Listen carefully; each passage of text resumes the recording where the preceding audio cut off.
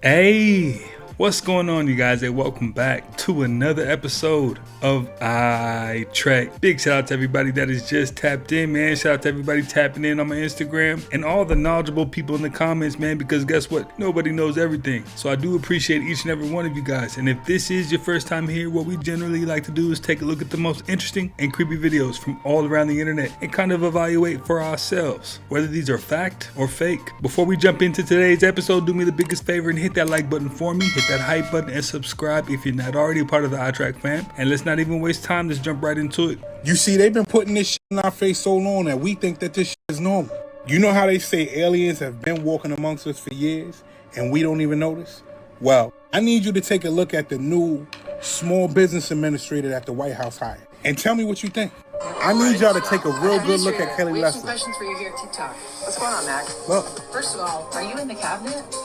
Well, actually I am. After I had an incredible conversation with the president by phone to become SBA administrator, he texted me and said, actually, you're going to be in the cabinet. I know what y'all gonna say. I don't see nothing wrong here. Regular person. And she does look like a regular person. This is the after to the before I'm about to show you. Pay attention to everything. Pay attention to her face. Pay attention to how long her neck is. Matter of fact, look at this. That's the same person right there. Her neck is not the same length it was in that last video. But maybe I'm wrong, right? Hold on one second. In this video, she's not walking how she was walking in the last video. Look at that walk. I need you to go back and check that other video out. Look at that neck. Hold on one second. Look at that face. Mind you, this is a couple of months prior. What changed? I definitely see some inconsistencies. Tap in and let me know what you noticed. The list of foods that are unsafe to eat in the US is getting out of hand. It started with iceberg lettuce from Taylor Farms that is the likely culprit that caused over 25,000 people to have explosive diarrhea. But now frozen blueberries and other mixed berries might have E. coli contamination. 19 million eggs were recalled for salmonella contamination. Pistachio nut butter might also have salmonella contamination, in addition to any dips, salsa, or guac that contain jalapenos, something that has been removed from Chipotles around the country. And this last one sounds absurd to even say out loud. 5 flavors of Outshine fruit bars are being recalled because they may contain glass. The United States power grid is at risk of a major blackout that could last up to 18 months, according to a new report. Concerns are heightened as one U.S. city has been without power for more than a week. John Wellinghoff said the grid could be seriously disrupted if similar incidents targeted the 10 most important substations in the country's 3 sections. In Northwest Indiana, more than 75,000 customers were still in the dark Wednesday, and full restoration is not expected until August 25th. Hey, all my prayers going out to Indiana, man, because you know what? You don't know what you have until it's gone. Imagine not having any electricity. That means your food is going bad, everything going bad. The situation is definitely all bad. Fun fact of the day. There is a monument of a photocopier in the town of Atar in West Sumatra, Indonesia. This video was captured during the late after hours at someone's workplace. Is this some sort of intruder or a ghost captured on camera?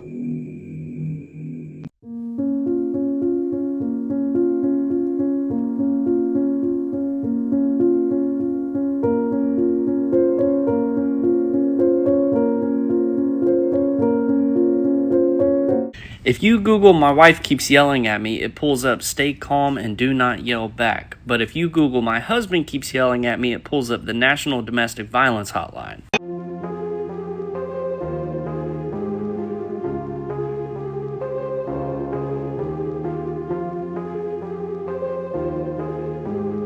In 2011, a Taiwan police officer was reviewing photos he took from a lake and noticed what appeared to be a translucent, giant, praying mantis-like figure hidden in the background. UFO enthusiasts argue the image is authentic, while skeptics believe it's only an optical illusion. Some online accounts also claim the image was examined by the FBI, but there's no publicly verified evidence that the FBI officially authenticated the photograph or concluded it really depicts an alien. Still, many believe it's some kind of alien using cloaking technology that was accidentally photographed at the perfect moment to be captured on camera.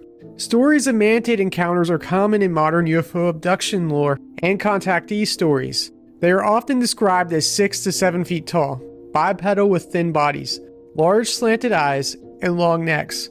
Witnesses describe them as wise or unsettling overseers who communicate via telepathy and work alongside other entities like the Greys. Have you seen them before? Let me know in the comments below. Hold on. Right there. See it? See it? Just popped out of that cloud. Tell me what that is. It's like the camera just instantly goes blurry. And there's a UFO. I swear. Right there. Little metal ball. It's like rotating. It just came out of that cloud. See it? I see it. I don't know what I'm looking at. What is that? Can anybody explain what this thing is?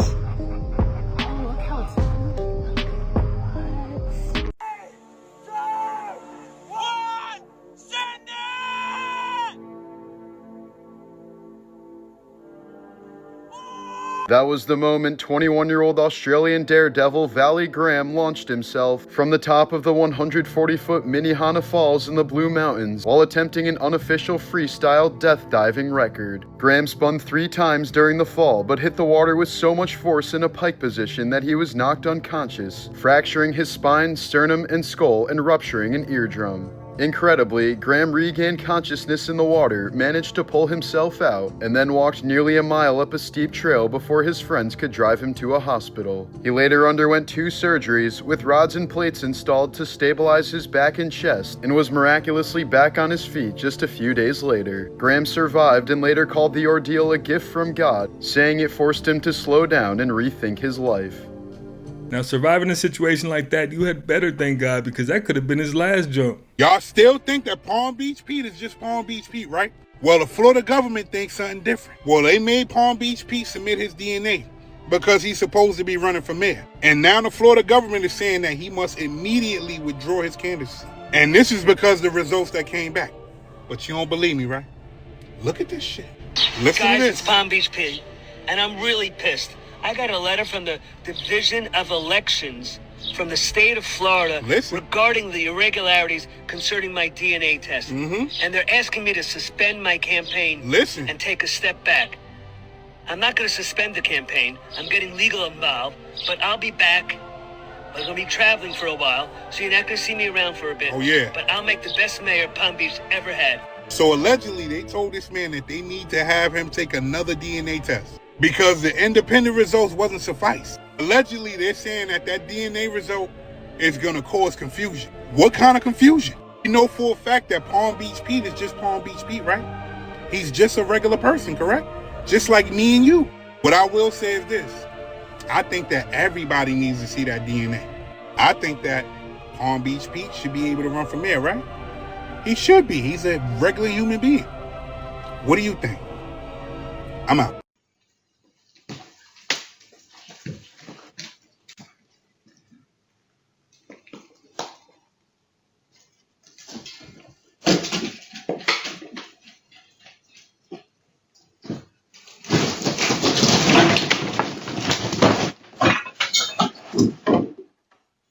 Pause for a second. There is something very strange coming out of the Catholic Church.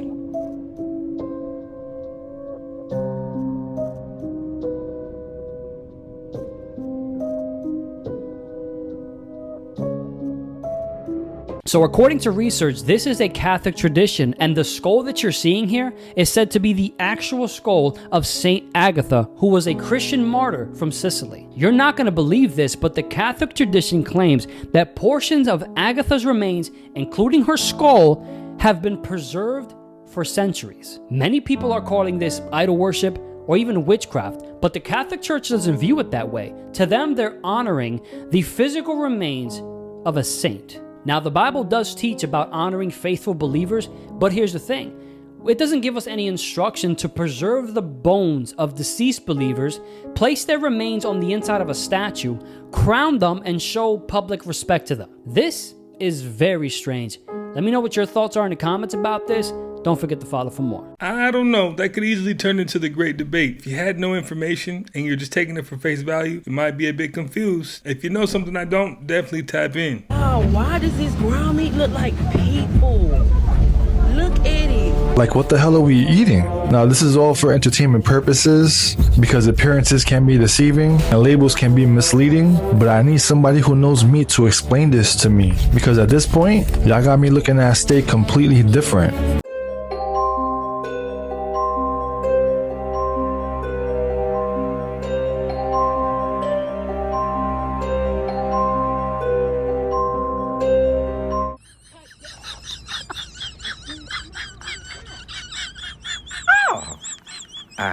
Child, you were supposed to ask for Mickey D, not Mickey's D.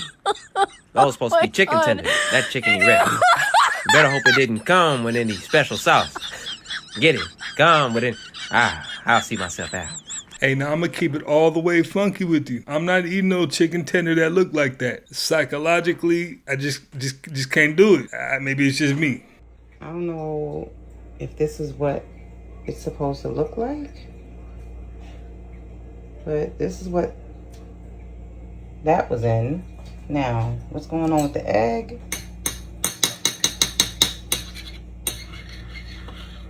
Who knows? Is it fake? Who knows? Okay, wait, watch. Right here, keep watching.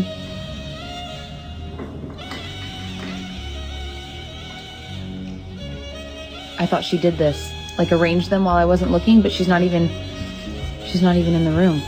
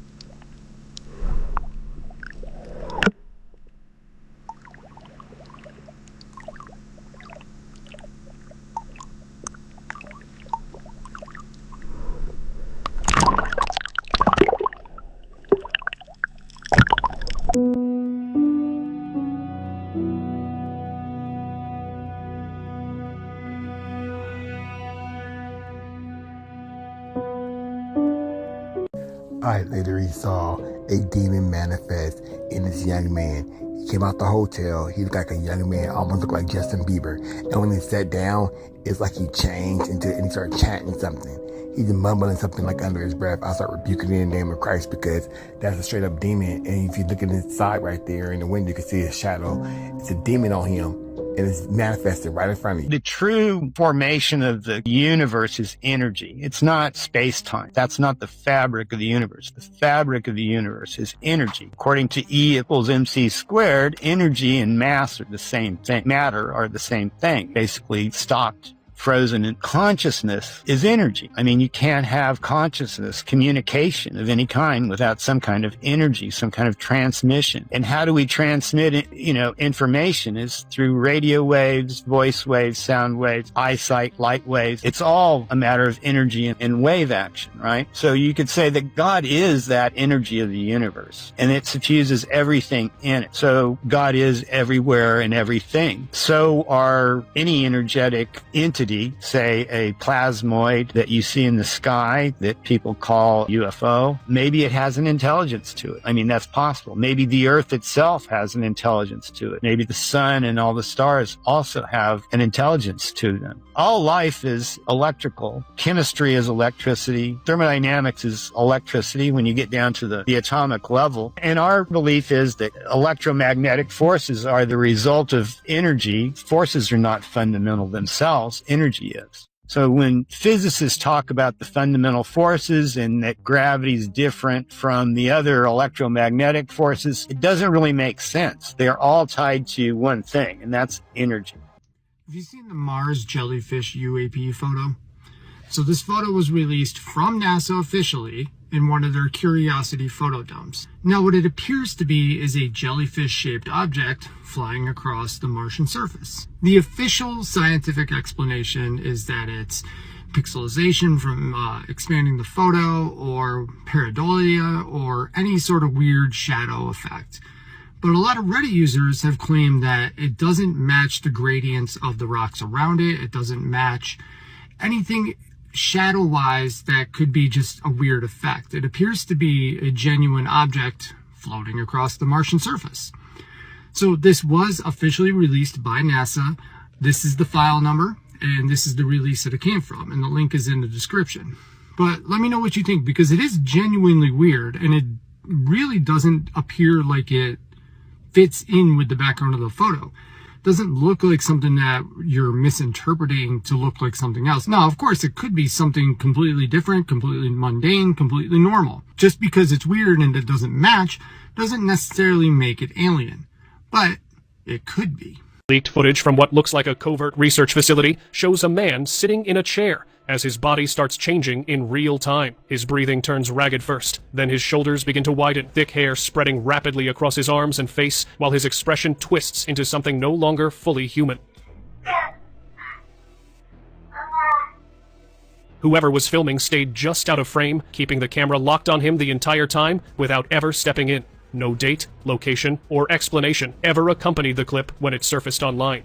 Viewers immediately called it a genuine werewolf transformation caught on tape, while skeptics argued the whole thing had the feel of a staged special effects test. The president of South Korea has proposed talks with North Korea to officially end the war between the two countries. North Korea has yet to respond to the offer. An armistice was signed in 1953, but a final peace treaty still has yet to be signed. Got the name. It's in America. They teach you remote viewing. Monroe Institute. Yeah, be careful with that, though. Really? Because whoever teaches you remote viewing is able to have a connection with you that you don't know about, and they can hijack your consciousness. Oh, shit. Thanks for telling me that. And they don't tell people this, but you can't tell people this if you try to sell a product. They invite a lot of people in our podcasting space to these events, invite-only events. And yeah, then see, I was warned about that type of stuff. They teach you how to meet Bigfoot, and they take you out. They teach you how to meet Bigfoot? Yeah, a lot of people meet Bigfoot that have been to this class. They teach you how to remote view. They'll give you They coordinates. meet in person, or they get the mind speak to them? They go out in nature, and I think each person visualizes him separately in their own reality. I don't know exactly how it works, but... Sean, between me and you, bro, I've been to a location myself where I seen a Bigfoot nesting area. No. I think you would be shocked to know that many of the most influential people that have graced this planet have all been Freemasons. Let's just start off with D. George Washington. This man joined at 20 years old and paid 2 pounds and 3 shillings to join. And when this man passed away, he was buried with a full formal Masonic funeral procession. And guess what? 14 of our presidents were in the Freemasons, including Andrew Jackson, James Monroe, Theodore Roosevelt, Franklin D. Roosevelt, and Harry S. Truman, and the list goes on and on. Dude, even Benjamin Franklin, John Hancock, Paul Revere, John Marshall were all Freemasons. And Benjamin Franklin published the first ever book about Freemasonry in North America. And this is why many of our government buildings have Masonic symbols on it, including the US Capitol, the freaking White House, the state capitals, and the Library of Congress. Even the Statue of Liberty was made by a Freemason. And the list of people goes on and on. Winston Churchill, Simone Bolivar, I think I said his name wrong, Mark Twain, freaking Mozart, Wolfgang Amadeus Mozart wrote several pieces of music for Masonic rituals. Buzz Aldrin, the astronaut who went on the moon, was a Freemason. Even Harry Houdini, the legendary magician and illusionist and stunt guy, was a freaking Freemason. Henry Ford was a Freemason. Dave Thomas, the founder of Wendy's, was a Freemason. Colonel Sanders, the founder of KFC, was a Freemason. Even Shaquille O'Neal is a Freemason. Now, people debate whether Napoleon Bonaparte was a Freemason, but guess what? Every single one of his brothers, Joseph, Louis, Jerome, it goes on, all of them were Freemasons.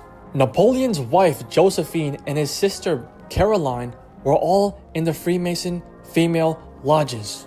Like, that's actually crazy, and there's probably a juice box all the way on the top of this, controlling it all. There's a lot of conspiracies out there about LeBron coming to Philadelphia partly to complete the Kobe ritual. I don't believe all of it, Art, but I do believe there's some truth to that. LeBron James made the announcement that he was leaving the Los Angeles Lakers on June 30th, Art. That is the same date Kobe allegedly essayed the white girl in Colorado. June 30th, LeBron made his announcement. June 30th is the anniversary of when Kobe allegedly essayed the white girl in Colorado. When LeBron passed Kobe the night before Kobe was unalive, he did it in Philadelphia, Kobe City, with 7 minutes and 24 seconds left on the shot clock. Kobe wore the number 24, right? And then LeBron James made his announcement that he was coming to the Sixers on July the 24th, which is the same time he passed Kobe. 7 minutes and 24 seconds left, Art, in the game. He passed Kobe in scoring, 7:24.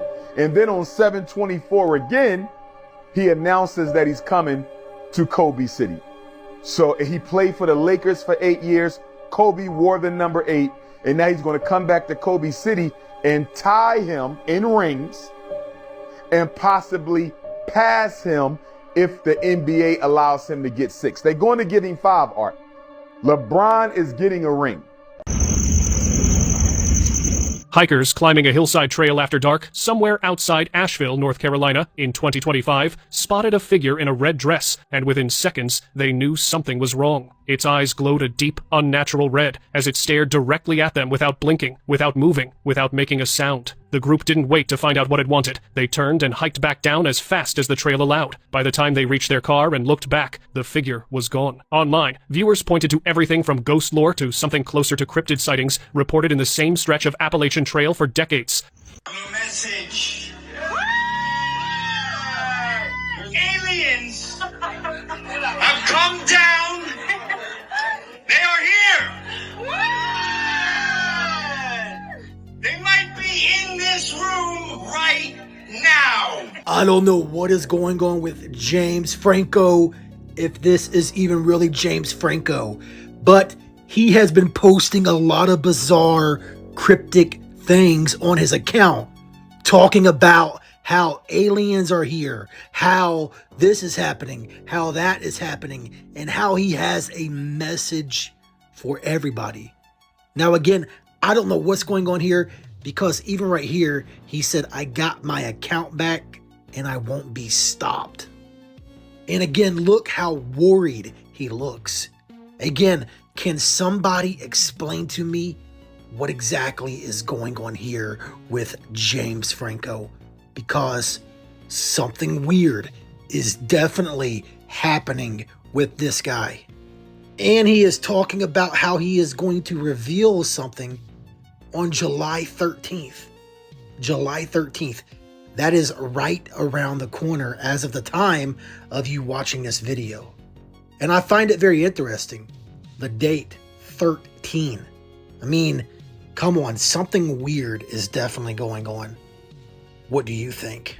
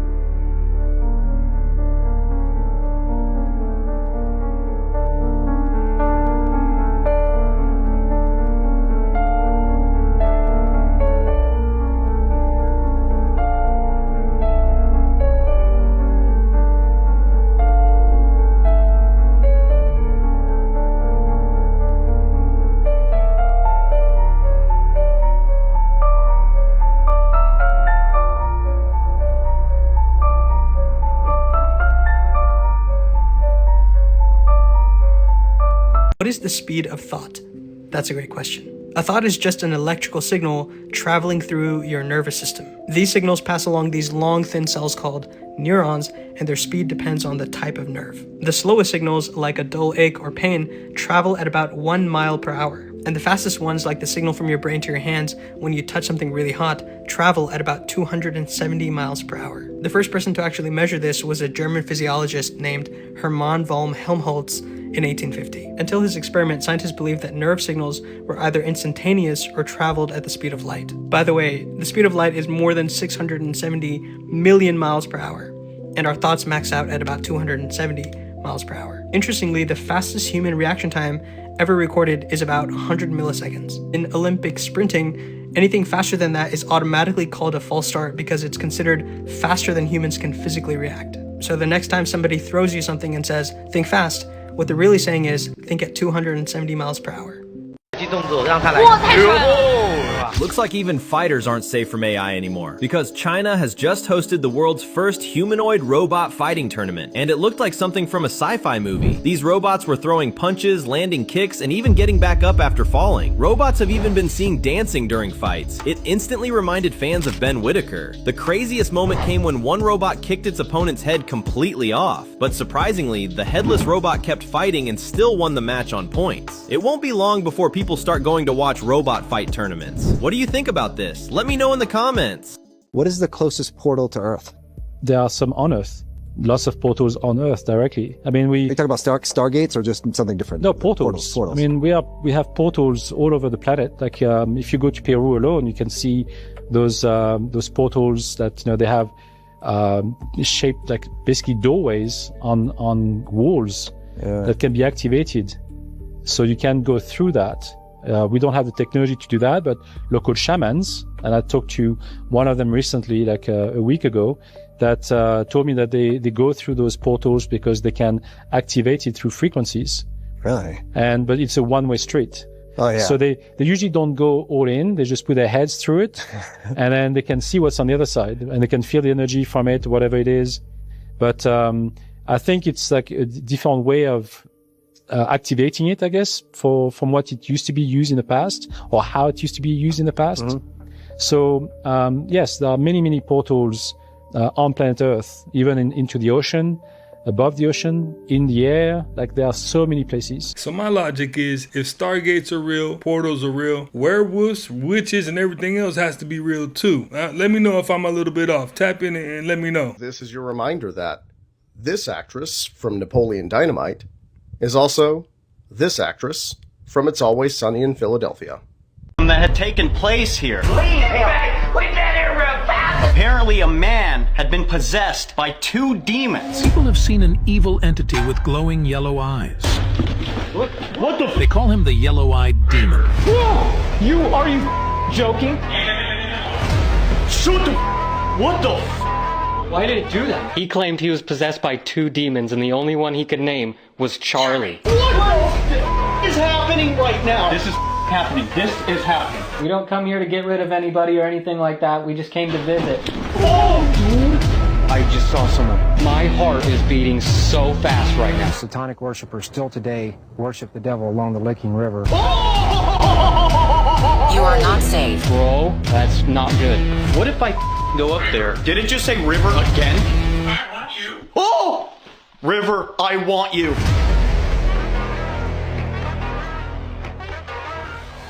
Beyond this door behind me, there are stories of people being attacked by possible demonic entities. There are even people who have witnessed and captured a photo of this entity they call the Yellow-Eyed Demon. On the main floor, there is even footage of an exorcism that took place because of a man claiming that he was possessed by not 1, but 2 demonic entities. There have been countless paranormal investigators that come here to do their research just to find out if this place does have a portal to hell. There is a well down here in this basement that holds so much energy and negativity, so much so that apparently people have even lost their minds. So why the are we here? You want to hear something even crazier? Did you know Bobby Mackey is the founder to Macaroni Gushers? You can see a shadowy hand rise up, then dissipate.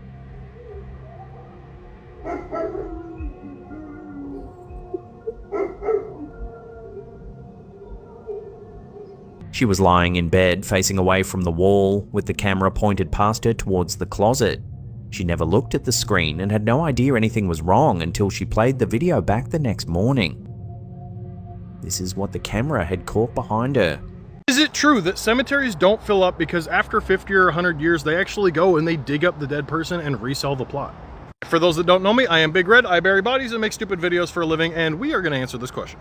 Now, this question actually has a couple different answers, and I think that's why people get so confused about it. Now, it is true that in some countries like Germany and the UK, they do actually lease out graves instead of sell graves. Meaning that after 20, 50, or 100 years, they dig up the body and they reuse the plot. What happens to the body when they reuse a grave? Well, they can either dig down even further and put that body down and then bury the new body where that other one was, or they rip the body out completely and they go put it in basically a communal bone pile. Now, with that being said, if you live somewhere like the US, the vast majority of burial plots are considered permanent plots and not leases. What that means is when you buy the plot, the cemetery still technically owns the land, but you own the rights to use that land, and they're not going to move the body. It's going to stay there forever. That's where you come across old plots like this. Graves that go back to when the person died in 1877 or older. I think the oldest headstone that I have personally seen is from somebody that died in 1863, well over 100 years ago.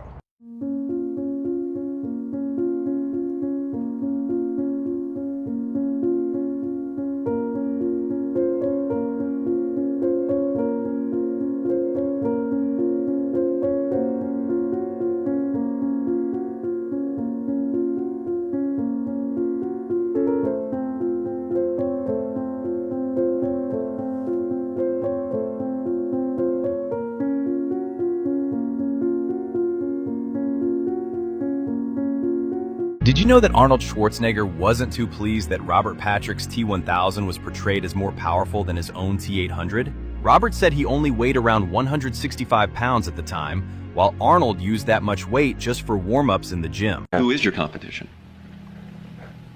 We have no serious competition. None? Not presently. Who's chasing you? Well, if you mean chasing and has a serious chance of catching, then I think none that I'm aware of. And other people are finding stuff in their monsters. And this is a zero sugar. I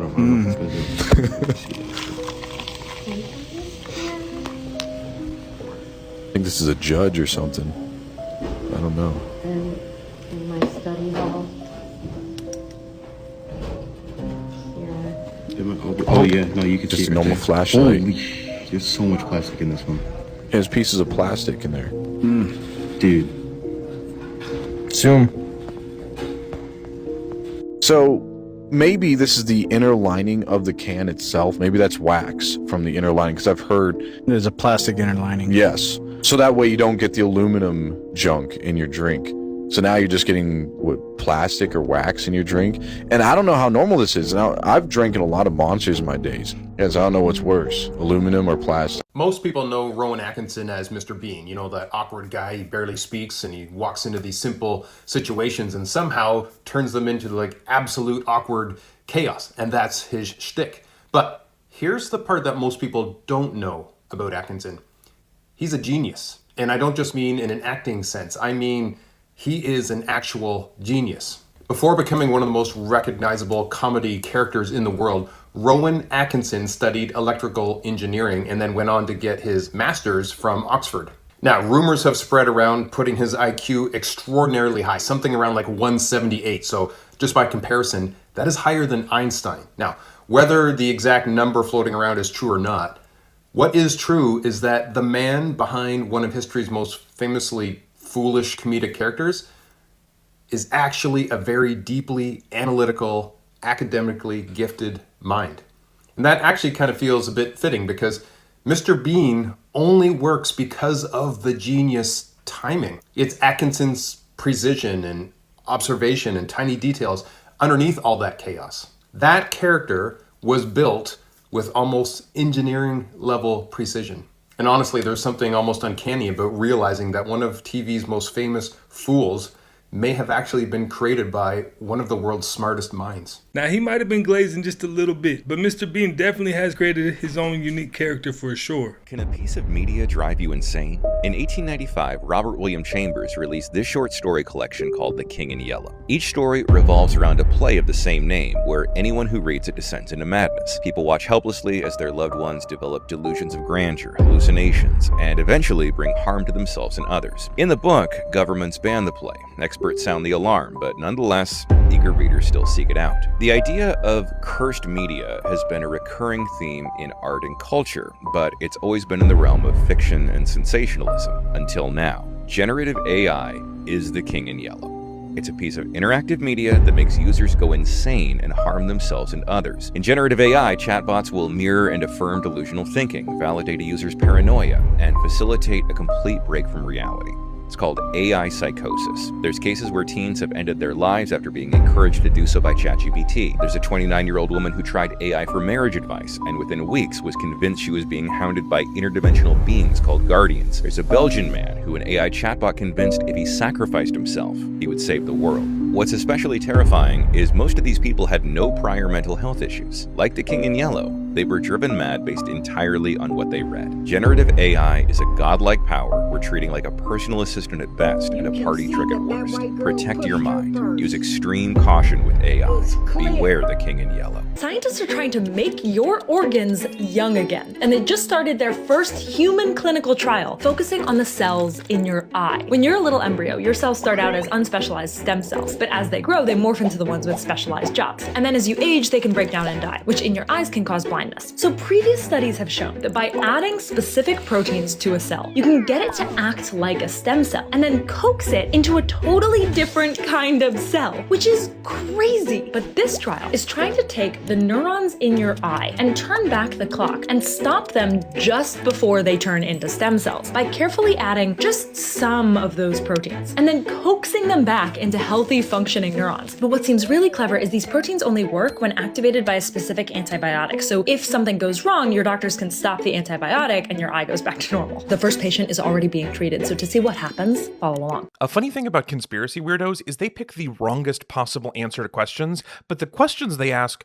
are actually kind of interesting. Like, take the question, how do we know the Earth is round? It's easy today because we can just live stream from space, but the ancient Greeks figured it out and they didn't have any live streams, which is probably good given the other things they got up to. But there are three main clues they used way back when. First, if you look up, pretty much everything in the sky is round. The universe has a thing for roundies. Number two, the way constellations move and change only makes sense if we're standing on a sphere. And number three, they could see our shadow move across the moon during a lunar eclipse. It's the astronomical equivalent of that shade thing in Project Runway. But those old pervs were even more impressive. A mathematician over 2,000 years ago figured out that if you shoved a stick in the ground and then measured the angle of the shadow and then did the same thing at another city far away, you could get the approximate circumference of the Earth. And they did that within a few kilometers of what we know to be the actual answer now. They did that with just a stick and their brains. Thousands of years later, I sometimes need a calculator to figure out how much to tip. And I only know that because I was curious what ancient Greeks figured out that modern Twitter users couldn't. So conspiracy idiots actually have two really good uses. One, sometimes they ask good questions. And two, if you get tired of looking at them, you can shove them in the ground and measure the angle of their shadows. Candy? You already know if I'm going to take it? Wouldn't be much of an oracle if I didn't. But if you already know, how can I make a choice? Because you didn't come here to make the choice. You've already made it. You're here to try to understand why you made it. Hey, in 2026, The Matrix hits way different, considering everything that we're living through currently.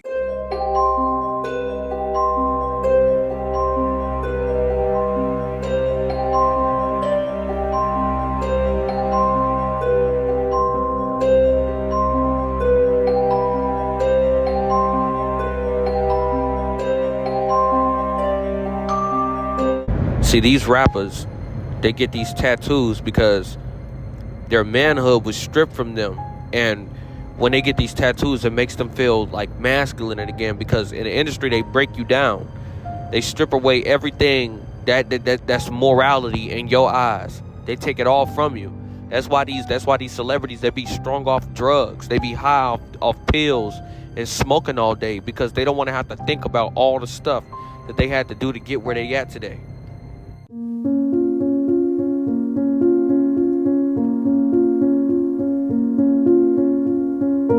I got another video. Look at these things. I slowed these ones down too, and I wonder if these are the creatures that are under that red hood. Except these ones don't have beady eyes, but they're long, like slender-looking creatures, and the way they walk is almost primal, and I can't figure out what they are. Have you ever seen anything like this or any kind of creature that looks like this? Scientists have pulled a worm out of Siberian permafrost that had been frozen for 46,000 years. They thawed it out and it came back to life and started having babies. So the worm is actually a microscopic roundworm that's called a nematode, and it turned out to be a brand new species that science had never seen before. Scientists were able to find it about 130 feet down in the Siberian permafrost, buried inside a fossilized squirrel burrow. They were able to radiocarbon date it, and it had been frozen down there for around 46,000 years back when Neanderthals were still walking the earth. They're saying that the way it survived is it basically shutting down its entire body, no eating, no aging, and no metabolism at all. Whenever they thawed it out in a lab, it woke up, started moving around, and then it just started having babies. It's all female, so it doesn't even need a male, and it lays eggs on its own, and it's already cloned itself into more than 100 generations. But if a living thing can actually pause itself for 46,000 years and wake up totally fine, the real question they have is what else is frozen down there while that permafrost is still melting. It was frozen for 46,000 years and woke up ready to reproduce.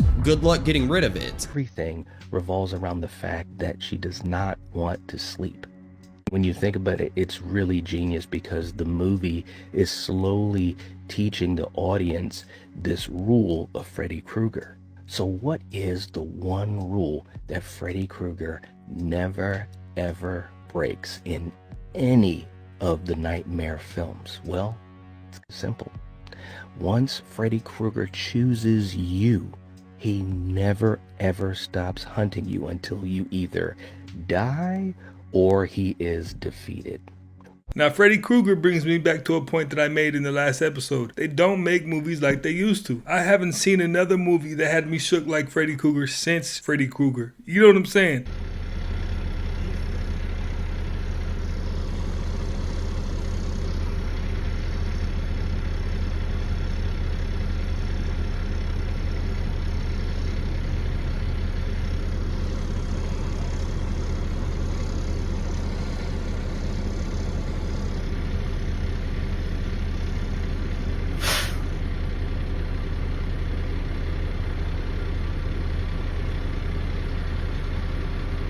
Sitting here at work, I turn around and I see this thing in the sky.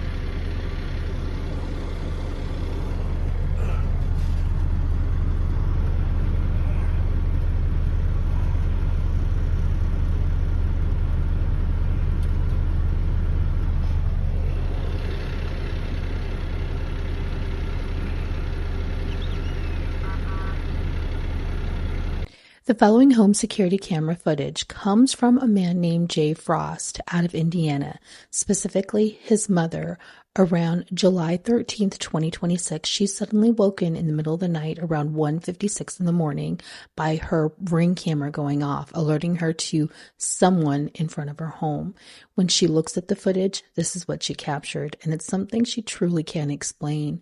You can see something come down and walk past her camera, but it almost looks like a stick figure, and maybe that's how we're seeing it because it's not fully in our dimension yet, or it has some sort of cloaking technology that we just have never seen before. But take a look at it closely, comment below, and let us know what you think.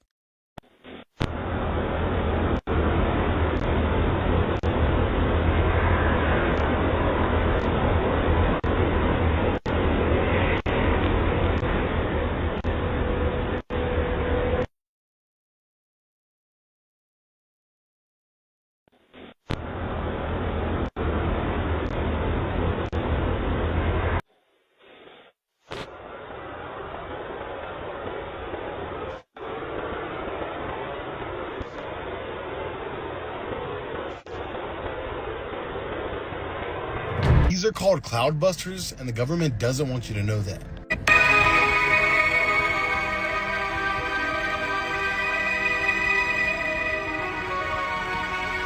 If you notice, the longer they used this cloudbuster on this cloud, faster the cloud dissipated. So the cloud was almost gone completely. Reasons that a scientist could probably explain: whatever charges copper, like that's in the actual metal, tends to dissipate clouds. And people are creating devices called cloud busters. You know those things that like the government sprays in the sky that if I say I'll probably get taken down? Sea trails? These would be absolutely wonderful in fighting those. Always thank you for watching. Stay weird. Check this out. What if pyramids weren't built? Architects summoned them into existence. Look at that. Just boom, boom, boom. Building it with their minds. Let me know what you think in the comments, y'all. Now that video might just be cap because I'm pretty sure back when they were building pyramids, there were no cameras. But it would make a lot of sense because there wasn't no one person picking up any of those multi-ton rocks. So there's some truth in there, but that video most likely is cap. What is wrong with our tap water? If this happens to your sink, you should be a little bit concerned. This is not normal. This is a TikTok that I've been tagged in numerous times over the past few days, and in this video we can see this guy holding a flame up to the tap water coming out of their faucet. Nothing happens at first, as you would expect when holding a flame to water. 3 seconds later, the water seemingly ignites, and this goes on for a few more seconds before finally sputtering out.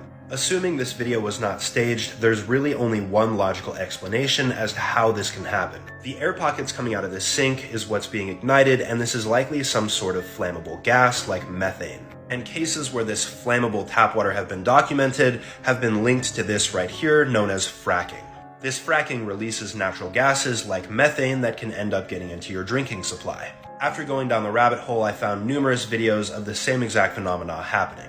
I also wouldn't be surprised if this person lived in Ohio, Colorado, or Pennsylvania, because these 3 states are the ones that have the most reported cases of their tap water catching fire. Drinking this certainly wouldn't kill you right away, but it's definitely not healthy. I don't know what he's talking about. If your tap water is flammable and you drink some of that, your demise is pretty much immediate.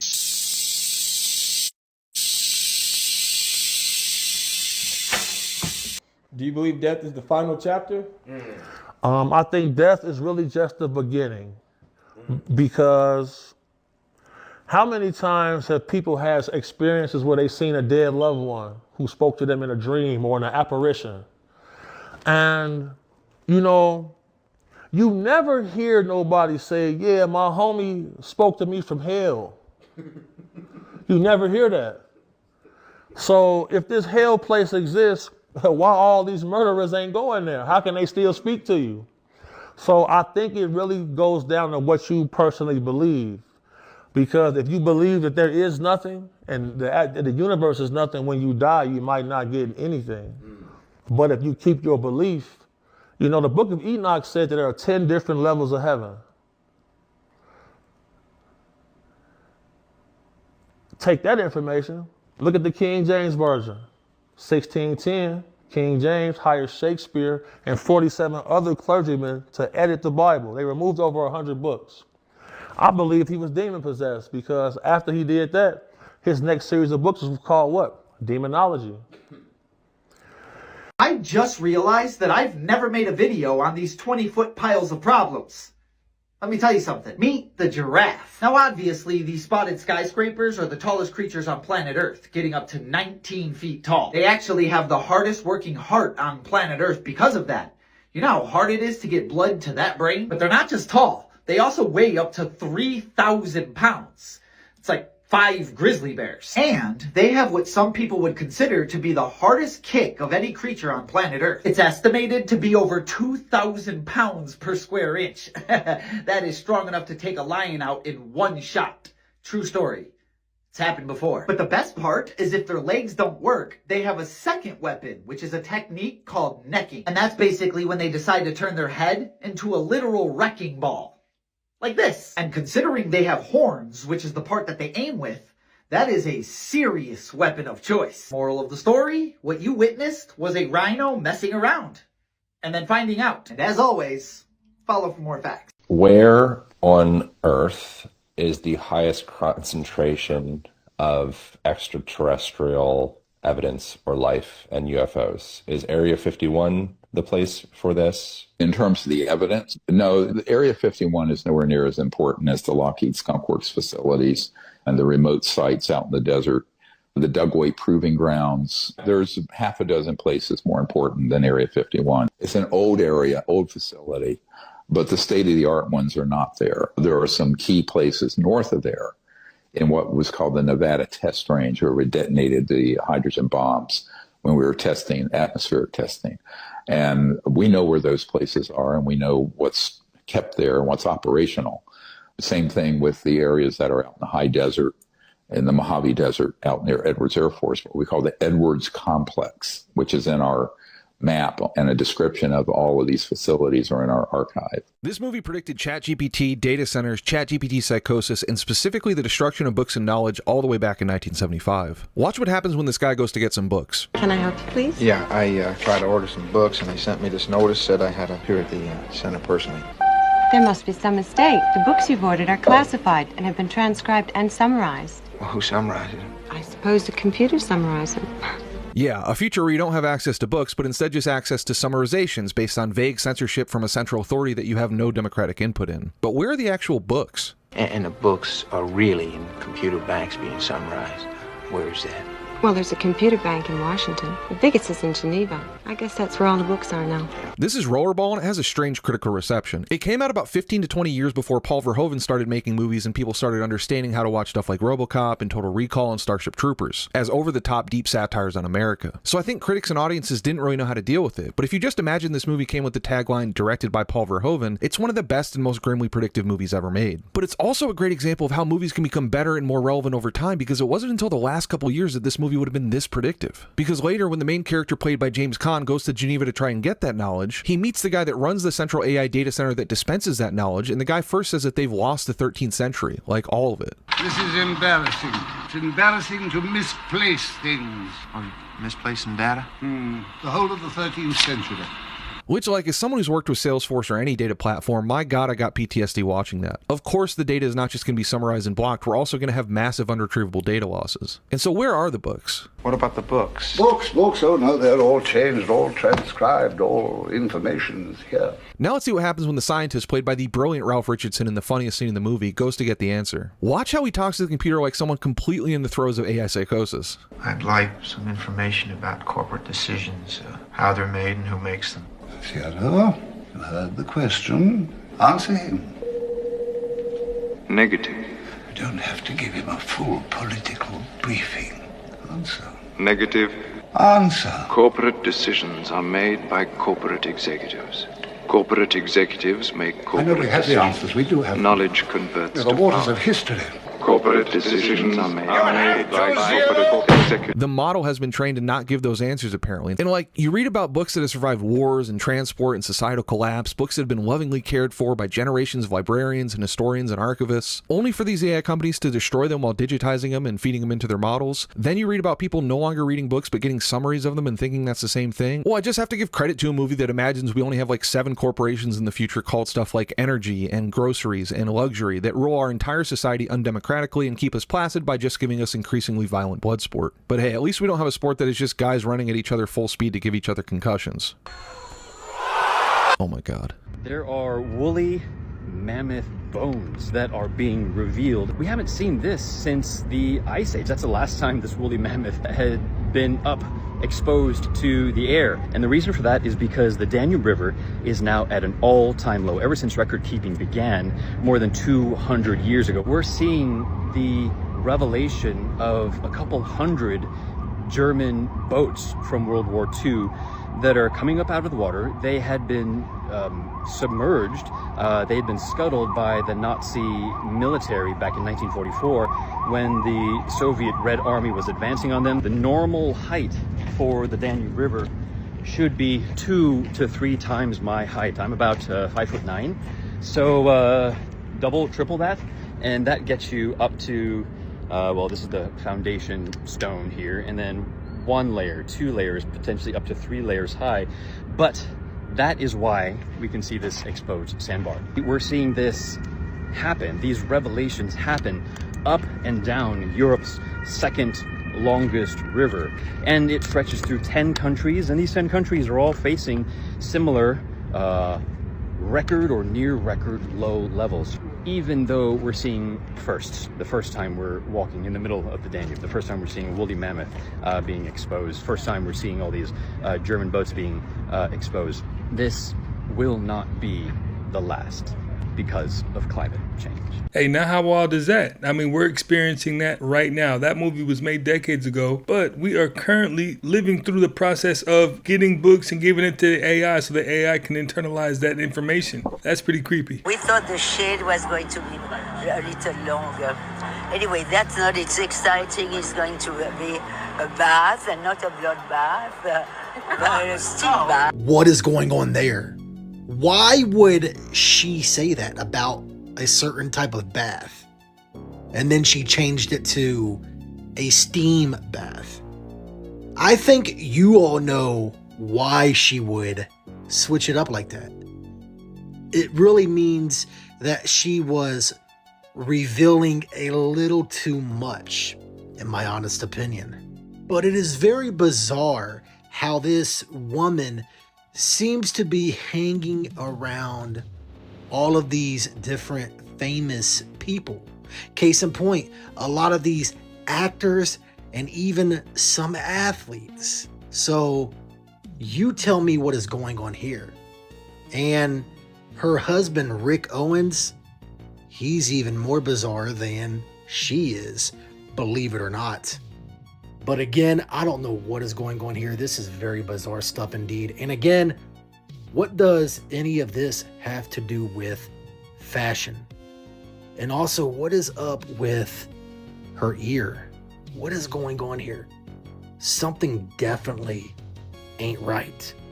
What do you think? All right, Singapore just launched a data center powered by living human brain cells. And before you ask whose brain cells they're putting in the computer, the situation gets weirder. They don't take them from somebody's brain. This all can get started with blood from a living person, meaning theoretically, they could put you in the data center. I'm Giga Chen and I'm going to show you how this works because Singapore now has 20 biological computers that use real human neurons as part of the computing system. Let's be clear, when I said powered by, I didn't mean the neurons generate electricity. The neurons actually process information. So where do they get them? Reportedly, the neurons are from blood cells that were reprogrammed into stem cells. And Cortical Labs, the company that makes these computers, has already shown how personal that can get. The company's CEO says he already gave about 10 milliliters of his blood so that the neurons could, you might have guessed it, play with Doom. Yep, that same old video game. You could really say that founder put his blood, sweat, and tears into his work. Let me tell you how all this works. Scientists can take cells from blood and reprogram them into what is called induced pluripotent stem cells. That basically means resetting an adult cell to a state where it can become multiple different cells again. Then they use chemical signals to guide those reset cells into becoming actual human neurons. And no, those neurons don't contain the donor's memories or personality, but they do contain genetic information from the donor. Now take at least 200,000 of those neurons and grow them directly across a silicon chip covered in microscopic electrodes. The neurons grow, connect with each other, and form a living neural network. And this is where it becomes a computer. The electrodes send patterns of electrical signals into the neurons. The neurons respond by firing, and the electrodes record that response. And yeah, software translates it back into digital information. So information goes in as electricity. Living human neurons process it, and then information comes back out. And since these are living cells, the computer has to actually feed them and keep them alive. For decades, AI has tried to make silicon imitate biological human neurons. This time, we might be skipping the imitation. And if you want to know more, look up CL1.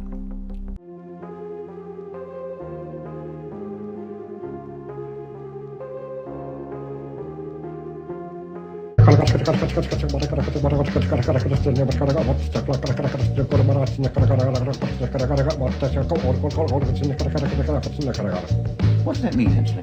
That means, how are all you? I am very pleased to see you this afternoon. What about Plutonian? What does that sound like? Plutonian is How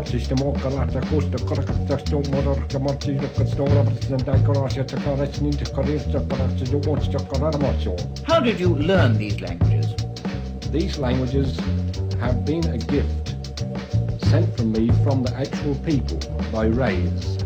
And even at this moment, although you cannot see them, they are sending these rays down to help me. Now, I'm not quite sure what was more stranger in that clip, that guy trying to imitate alien language or the interviewer's hair.